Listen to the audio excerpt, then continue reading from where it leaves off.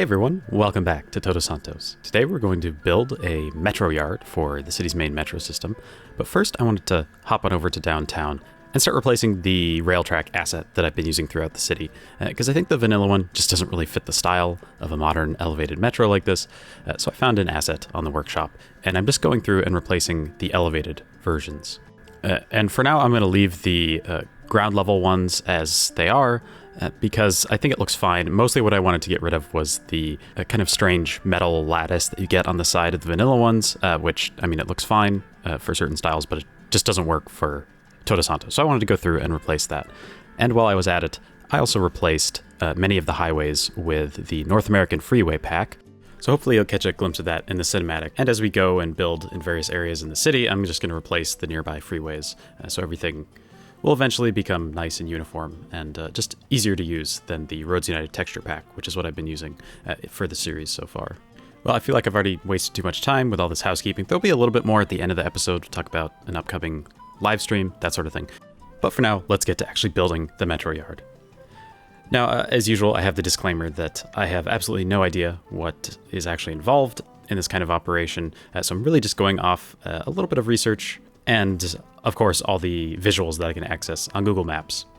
And I'll go into the details of the area we're using for inspiration in just a few minutes. But first, I'll describe really quickly the technique I'm using here, or really the technique I kind of stumbled across as I was trying to figure out the best way to do this. To get the actual rail yard, where you have all these rails branch out, so you can stage the metro cars and do all kind of maintenance and, just generally keep them out of the way when they're not actually running on the track. And I found that it's a lot easier, instead of trying to connect each individual track to get that kind of slope, it's a lot easier just to come in and add one external line that then attaches to all of them. And then if it's not a smooth enough transition between the outer track and the inner ones that meet with it, you can go in with Node Controller and increase the corner offset, and it'll look a little bit smoother. So that's what I did here for both of these sections. And then we're going to come back later and do that Node Controller stuff just to make it look a little bit cleaner and smoother.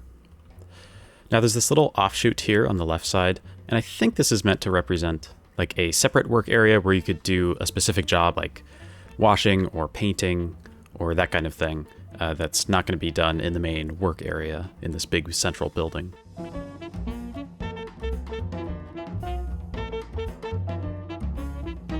Now this kind of operation is going to have lots of different trucks and service vehicles going back and forth and needing to access various parts of the track, so I wanted to add a service road that runs right through the middle of the two sections of track.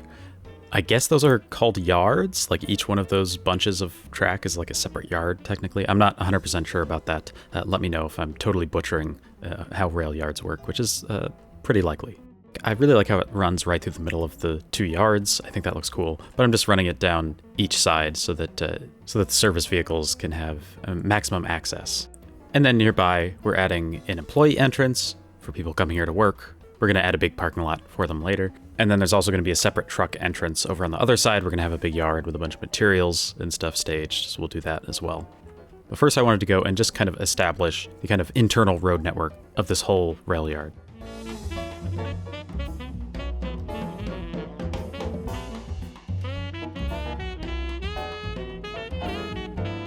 Earlier, you might have noticed that I put a metro station inside of the workshop, and that's because I wanted to run a dummy line so that we can actually get trains coming in and out of the metro yard, which I just think looks really cool. Because this is meant to be something that would be very active in terms of the metro system. They're going to have lots of cars stored here that are going to come out at rush hour, and I can only simulate that to a certain degree without going crazy. I mean, I could do a bunch of stuff with like custom station tracks and all that, and making sure the trains actually line up in the right spot, but I just didn't want to get into that level of detail, at least now. Maybe I'll come back and do that when I'm feeling adventurous. But I did want to at least get one set of cars coming in and out, so I just run them from the nearest station into the workshop and then to another station, and they just go in a loop doing that over and over again.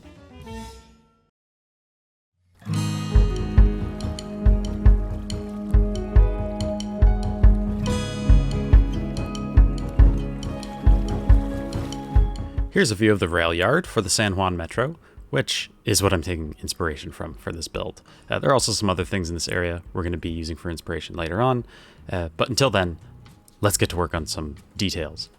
So much like with the port build, I've really had no idea where to get started with the details. So I just wanted to do a few things here and there that I noticed on Google Maps and from other sources that I used.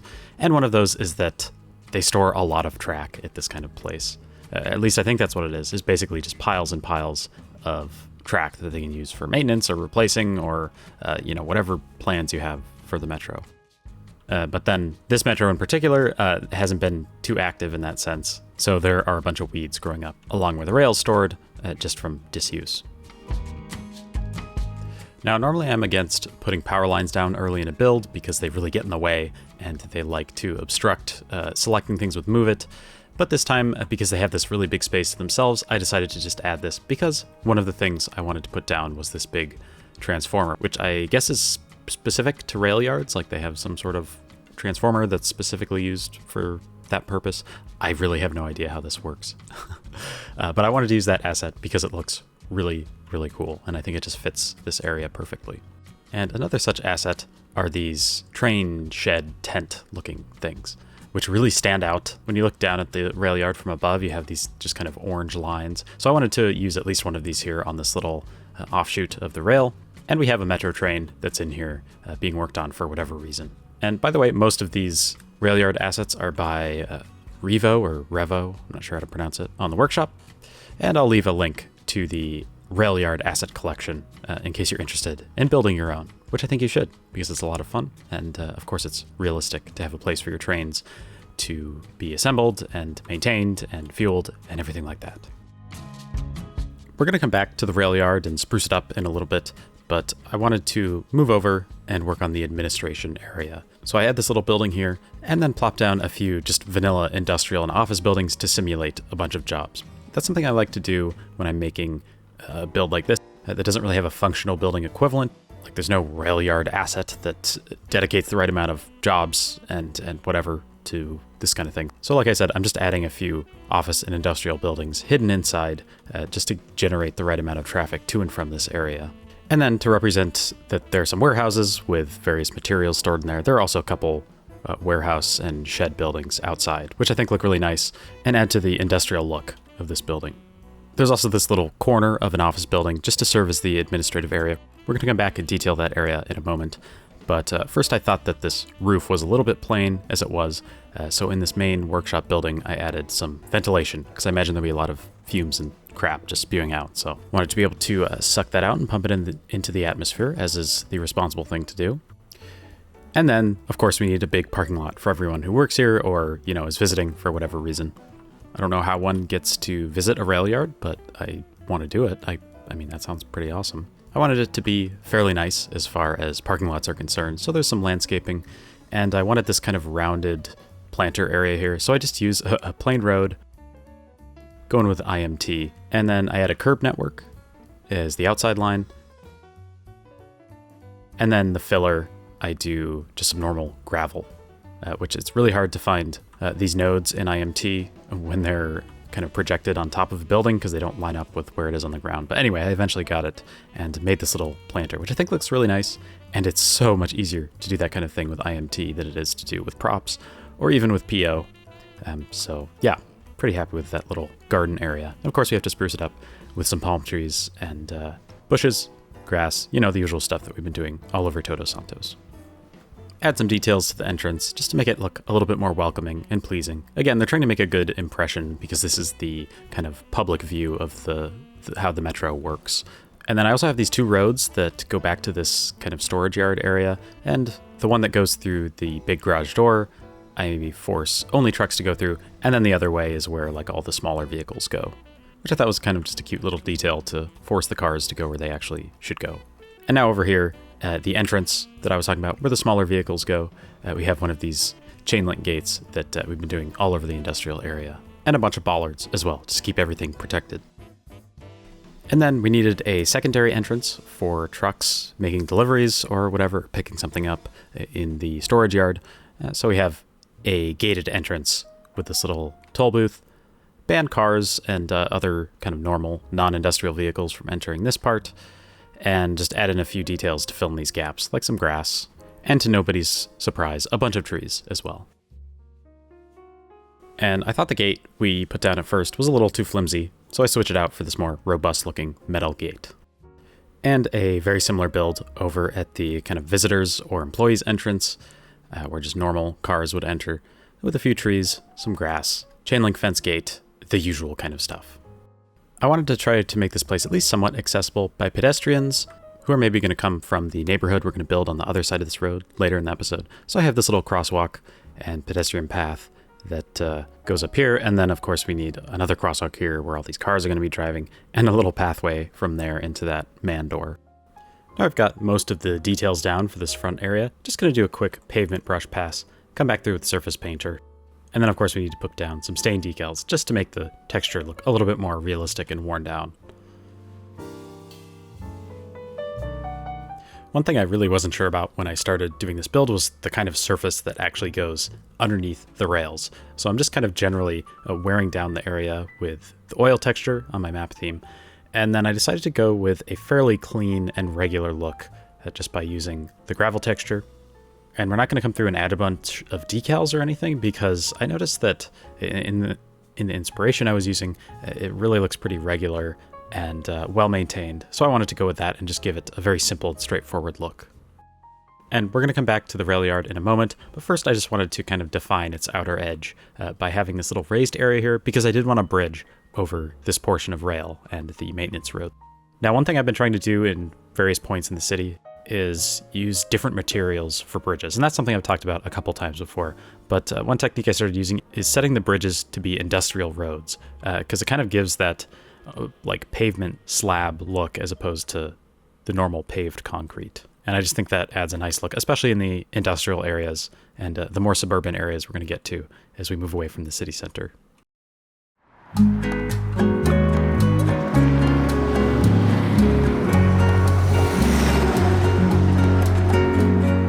Now, I guess this is called a stabling yard or a coach yard or something like that. I'm not 100% sure exactly what the terminology is, but basically it's where you're going to store all your rail cars that aren't currently in service. So I wanted to have a variety here. Mostly it's these 3-car trains, just because I thought they looked a little bit more natural than putting in a bunch of long trains. Although I do add in a couple variations here and there with some longer trains. I think we have some that are made up of 5 cars. And these might be the ones that they send out at rush hour when there's a lot of demand. But anyway, most of the trains we have actually running along the metro are 3 trains long, so I wanted to match that for the majority of them. I think there is a 6-car option, but it doesn't quite fit with the stations that I'm using, and it just looks not quite to scale, so I don't actually use that one for the running vehicles. But I did want to represent that there are a few longer trains used here and there. Now, another detail I noticed is there are like these pipes that run along the rail, and I have absolutely no idea what they're for. Maybe it's for something to do with electrifying the track. I don't know. But I thought it added a nice little bit of detail, and it looked just kind of like an interesting thing you'd see at a rail yard. So I just run that out with a random pipe asset and copy and paste that across all the tracks in the rail yard. One thing that kept catching my eye as I was looking back at this area over and over again is this little red container that's right next to the workshop. So I wanted to represent that just with that right there. Thought that was kind of funny. And continuing with details that I noticed in the San Juan Railyard, there are these little posts with lights on them. I'm guessing that's some aspect of the signaling system that they use. So we just put a few of those down at each of the junctions. And additionally, there are also these little box things. I noticed something like that that seemed to be at every single junction. So we go through and do those as well. I'm just using this kind of random vanilla prop that I thought looked like a utility box of some sort, so I went for that. Didn't feel the need to go to the workshop and pick something up. And of course, they're going to need to fuel these cars, because, I mean, I know technically the assets I'm using have pantographs on them, so they're electrically powered, but I thought it would be cool to, even if it doesn't make much sense, to have a little fueling station, just because I think that looks cool, and it's something to fill in here and add some detail and variety to the area. I'm also thinking of maybe adding some commuter rail to the city in the future, like as we get to the outskirts. Maybe that runs on the same rail and they can refuel at the same yard. I don't know if that's how things work, but that could be another explanation for why they have all this fuel stored here. And one last little detail on the tracks is, sometimes they have like trucks that are mounted on wheels that can run along the track, which I think is kind of cool. And I wanted to have one here that is pulling some sort of utility thing, and you have a couple people there getting ready to take that off somewhere and do some maintenance or something like that.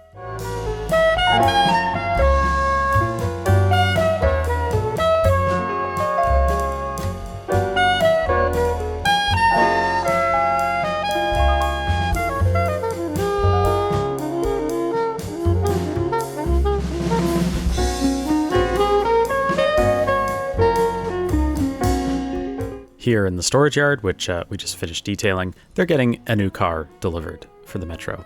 I guess, you see those oversized truck loads on the highway, and I always wonder like where that's going and like what sort of stuff actually warrants these ridiculously gigantic trucks going on the freeway. But I guess this is one of those things that would lead to that. And so they have it parked there, and there are a couple of people who have absolutely no idea how they're going to get this thing off of this giant trailer. And also a few of these red barrels for no reason in particular. Now, if you'll remember back to those power lines that took up this whole green area here, I thought they'd want to have a little bit of separation from the rail yard and the road, other than the fence that we already put down, of course. So I wanted to do a couple layers of grass, and as you probably expected, a bunch of trees as well. I really like how these little clusters of trees end up looking, and they just give enough of a buffer between the road and the rail, but if you were driving by, you could still get little peeks into the rail yard and all the goings on there. And it wouldn't really be a complete episode of Todos Santos without at least extending a bus line. So I pull the University bus line, which goes east-west through this part of the city, and bring it over to the rail yard.